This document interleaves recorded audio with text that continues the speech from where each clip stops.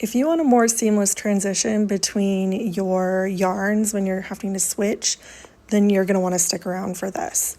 So what I do is I first put my needle in through one of my yarns. We'll call this my working yarn. And then this other one is my new yarn. And you loop them in over each other so they're like folded in half.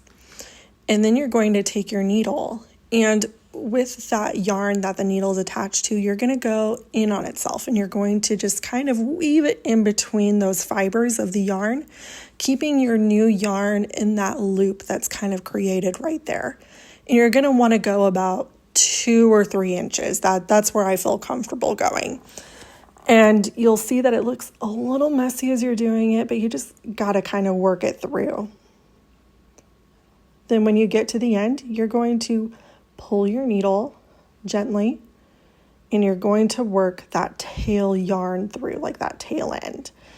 And again, like, it looks messy, but just trust the process. You're going to like how this works out.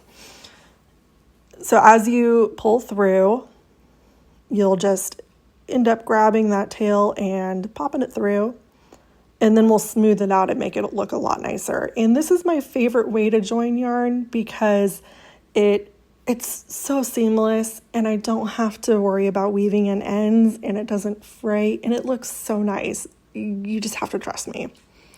So now that I've smoothed it out, I'm going to go to the other side.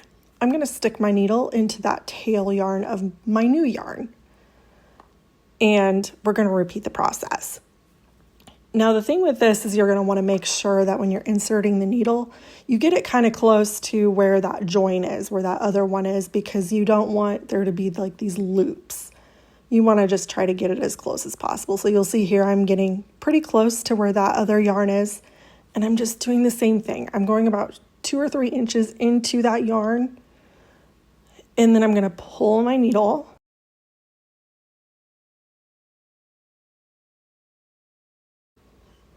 Again, it looks messy at first, but it turns out great. So pull it through. Then you get that tail out, and you just smooth it all out. Take out your needle, smooth it all out. Now you have these other tails, like these tails that didn't get roped into the yarn. Totally fine. You just snip those off. It's not going anywhere. You can see I'm tugging on these, and it's tight, though it's not going anywhere, and you don't have to weave it in now. So then just do your little snip snips on the tail. I try to get kind of close to where they're at. And when you do crochet them in, they'll end up fraying a little bit, but you can just snip them one more time, and then I've never had an issue with them fraying again.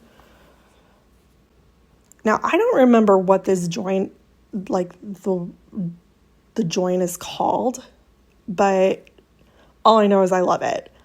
So I'm just speeding through here, doing my crochet so you can see just how seamless it looks. Now your stitch where the join is will feel a little chunkier, but really you can't tell. It's not any chunkier than it would be if you're weaving in the ends. So you see here I do have like a little bit of frayed, probably from like pulling on it a little bit more to do my stitches. And so I just trim those pieces off. And now what you're left with is a really nice piece that stretches, looks the same, and just turns out great.